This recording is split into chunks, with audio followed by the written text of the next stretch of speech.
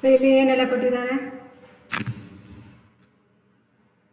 Opening stock of raw material ಕೊಟ್ಟಿದ್ದಾರೆ, purchases ಕೊಟ್ಟಿದ್ದಾರೆ, carriage inward ಕೊಟ್ಟಿದ್ದಾರೆ, closing stock of raw material ಕೊಟ್ಟಿದ್ದಾರೆ ಅಲ್ವಾ. ಸೊ ಏನು ಮಾಡಬೇಕಾಗ್ತದೆ, ಪ್ರೊಡಕ್ಷನ್ ಎಷ್ಟು ಅಂತ ಕೊಟ್ಟಿದ್ದಾರಾ, ಪ್ರೊಡ್ಯೂಸ್ಡ್ 26,900 ಅಂತ ಕೊಟ್ಟಿದ್ದಾರೆ ಅಲ್ವಾ. So opening stock of raw material, closing stock ಕೊಡುವಾಗ ಇಲ್ಲಿ ಸ್ವಲ್ಪ ಕ್ಯಾಲ್ಕುಲೇಷನ್ ಇದೆ, right. So raw material consume ಹೇಗೆ ಕನ್ವರ್ಟ್ ಮಾಡೋದು, ರಾ ಮೆಟೀರಿಯಲ್ಸ್ ಕನ್ಸ್ಯೂಮ್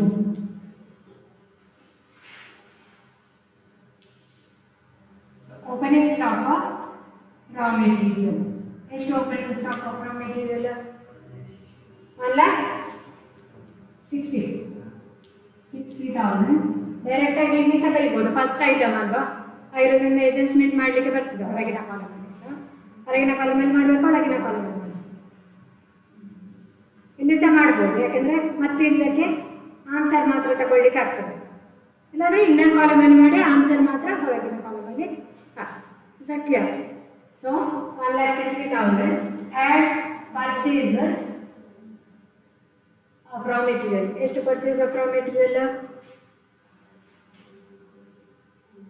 ಪರ್ಚೇಸ್ 1,60,000 ಅಲ್ವಾ.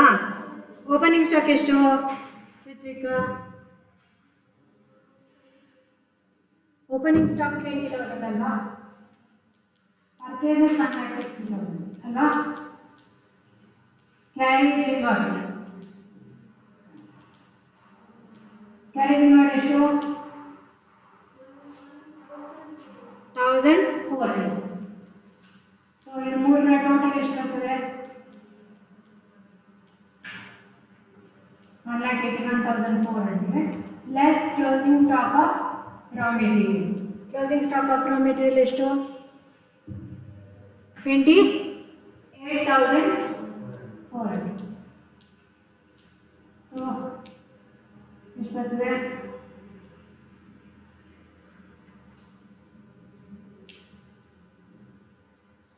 1,53,000. ಯೂನಿಟ್ಸ್ ಎಷ್ಟು 26,900 ಅಲ್ವಾ, units produced. So 26,900 units, 1,53,000 raw material. So per unit ಎಷ್ಟು 1,53,000 ಡಿವೈಡೆಡ್ ಬೈ 26,900 ಎಷ್ಟಾಗ್ತದೆ, ಪರ್ ಯೂನಿಟ್ ಎಷ್ಟಾಗ್ತದೆ, 5.68. ನೆಕ್ಸ್ಟ್ 69. ಓಕೆ, ಡೈರೆಕ್ಟ್ ಲೇಬರ್ ಎಷ್ಟು, ಡೈರೆಕ್ಟ್ ಲೇಬರ್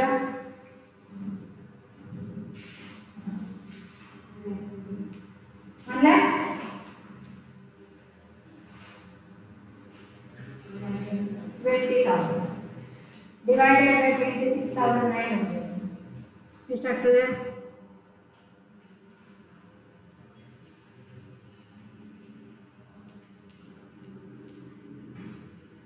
ಎಷ್ಟು 4.46. ಒಂದು ಆನ್ಸರ್ ಏನು, ಡೈರೆಕ್ಟ್ ಎಕ್ಸ್ಪೆನ್ಸ್ ಅಂತ ಇದೆ. ಸೊ ಏನು ಪ್ರೈಮ್ ಕಾಸ್ಟ್. ನೆಕ್ಸ್ಟ್ ಏನು ವರ್ಕ್ಸ್ ಓವರ್ಹೆಡ್. ವರ್ಕ್ಸ್ ಓವರ್ಹೆಡ್ ಎಷ್ಟು, ವರ್ಕ್ಸ್ ಓವರ್ಹೆಡ್ ಯಾವುದೆಲ್ಲ ಕೊಟ್ಟಿದ್ದಾರೆ, ರೆಂಟ್, ರೇಟ್ಸ್ ಆ್ಯಂಡ್ ಟ್ಯಾಕ್ಸಸ್ ಮತ್ತು ಕಾಸ್ಟ್ ಆಫ್ ಫ್ಯಾಕ್ಟ್ರಿ ಸೂಪರ್ವಿಷನ್ ಎರಡನ್ನು ಸೇರಿಸ್ಬೋದು. So rent, rates and taxes ಎಷ್ಟು,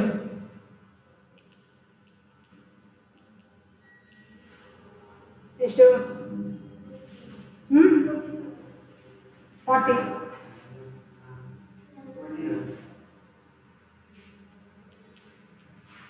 40,000. Then factory supervision 7,800.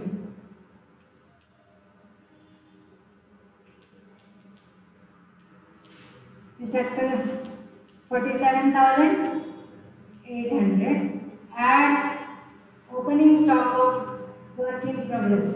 Work in progress ಅನ್ನು ಇಲ್ಲಿ ಅಡ್ಜಸ್ಟ್ ಮಾಡಬೇಕು. ಎಷ್ಟು ವರ್ಕ್ ಇನ್ ಪ್ರೋಗ್ರೆಸ್? 6,000 ಅಲ್ವಾ? 6,400 ಆ್ಯಡ್ ಮಾಡಿ ಎಷ್ಟು ಬರ್ತದೆ?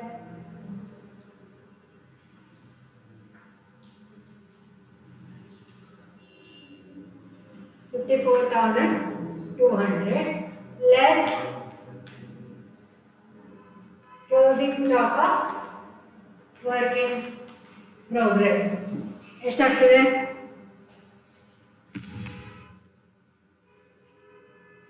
19,200. ಕೌಂಟರ್ ಕಾಲಮ್ ಅಲ್ಲಿ ಎಷ್ಟು?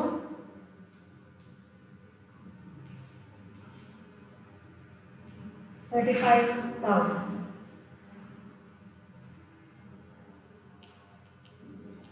Super unit ಎಷ್ಟು ಬರ್ತದೆ? 35,000 divided by 26,900.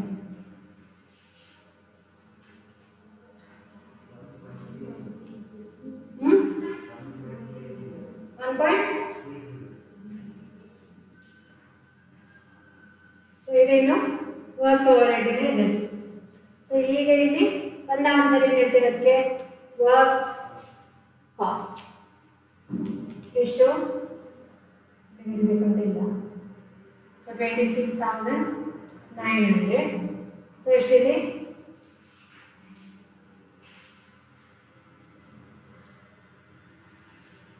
11.4. ಸೊ ಇಲ್ಲಿ office overhead. So office overhead ಎಷ್ಟು? 48,000 divided by 26,900 ಎಷ್ಟು ಬರ್ತದೆ?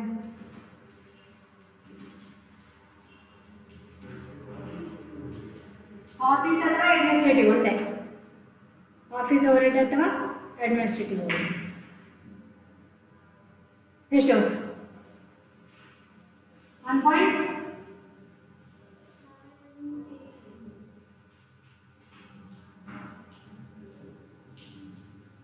13.23 ಬರ್ತದೆ. ಅದಕ್ಕೆ ಹೇಳ್ತಾರೆ ಕಾಸ್ಟ್ ಆಫ್ ಪ್ರೊಡಕ್ಷನ್. ಇಲ್ಲಿ ಏನು ಅಡ್ಜಸ್ಟ್ ಮಾಡಬೇಕು? Add opening stock of finished goods. ಎಷ್ಟು opening stock of finished goods? 1,900 units.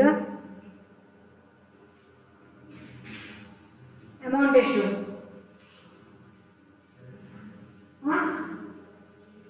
1,900 units. Amount ಎಷ್ಟು? 25,156. ಇಲ್ಲಿ ಪರ್ ಯೂನಿಟ್ ಅಳತೆ ಇಲ್ಲ.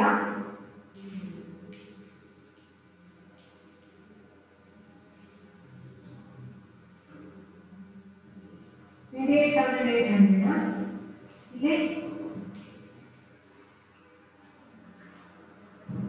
ಜಾಗತಿಲ್ಲ. Less closing stock of finished goods. ಎಷ್ಟು ಕ್ಲೋಸಿಂಗ್ ಸ್ಟಾಕ್ ಯೂನಿಟ್ಸ್? 3,800 ಯೂನಿಟ್ಸ್. ಇಲ್ಲಿ ಕಾಸ್ಟ್ ಆಫ್ ಪ್ರೊಡಕ್ಷನ್ ಇದು ಕೊಟ್ಟಿಲ್ಲ ಅಲ್ವಾ? ಅಲ್ಲಿ ಅಮೌಂಟ್ ಕೊಟ್ಟಿಲ್ಲ. ಸೊ ಅಲ್ಲಿ ಅಮೌಂಟ್ ಕೊಟ್ಟರು ಕೊಡದಿದ್ರು ನೀವು ಯಾವುದನ್ನು ತಗೊಳ್ಬೇಕು? 13.23 ಅನ್ನು ಕಾಸ್ಟ್ ಆಫ್ ಪ್ರೊಡಕ್ಷನ್ ಉಂಟಲ್ಲ, ಇದರಿಂದ ನಿಮಗೆ ಸ್ಟಾಕ್ ಉಳಿಯುವುದು. ಇನ್ಸರ್ಟ್ ಮಾಡಿದ ಪ್ರೊಡಕ್ಷನ್ ಇಂದ ಅಲ್ವಾ ಸ್ಟಾಕ್ ಉಳಿಯುವುದು. ಸೊ ಅದರ ಕಾಸ್ಟ್ ಆಫ್ ಪ್ರೊಡಕ್ಷನ್ ಅಂತ ತಗೊಳ್ಬೇಕು. 13.23 into 3,800 ಎಷ್ಟು ಬರ್ತದೆ?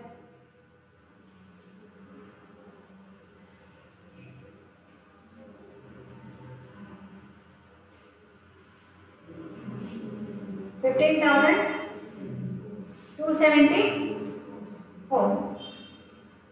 ಸೊ ಇಲ್ಲಿ ಎಷ್ಟು ಬರ್ತದೆ? ಇಲ್ಲಿ ಡಿಡಕ್ಟ್ ಮಾಡಲಿಕ್ಕೆ 25,000.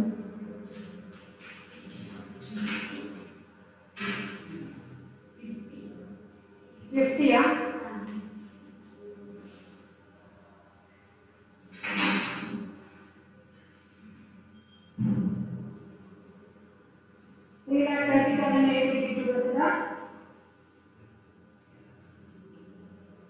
divided by this.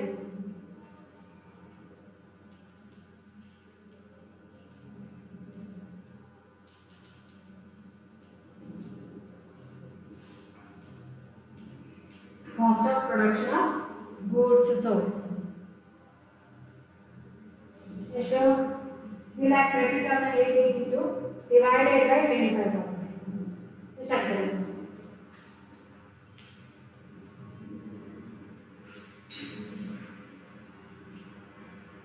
ಎಷ್ಟು?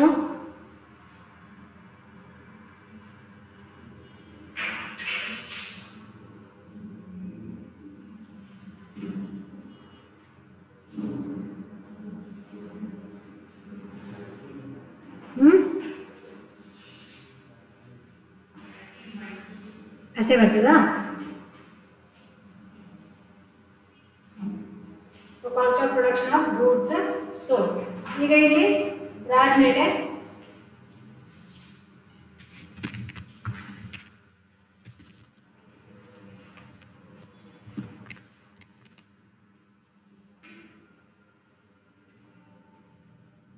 Selling over head.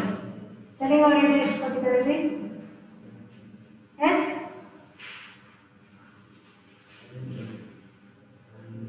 75 paise per unit sold. So 75 paise unit sold ಎಷ್ಟು? 25,000 ಅಲ್ವಾ? So 25,000 into 0.75 ಎಷ್ಟು ಬರ್ತದೆ?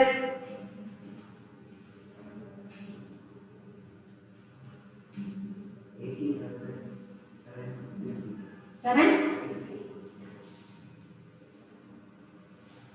So ಇದೇನು ಟೋಟಲ್ ಕಾಸ್ಟ್. So 25,000 units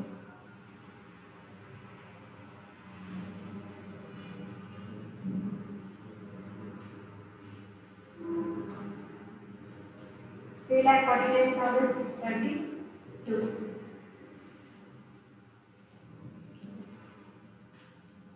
$13.98 ಬರ್ತದ. So profit and sales. Sales ಎಷ್ಟು 4,20,000 ಕೊಟ್ಟಿದ್ದಾರಲ್ವಾ? 4,20,000 divided by 25,000 ಎಷ್ಟಾಗ್ತದೆ?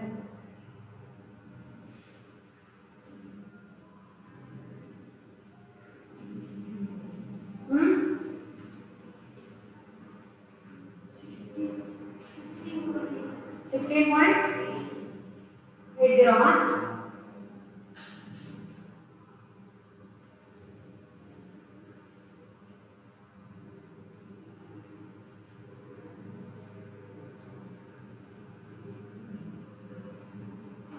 $70,368 is the profit.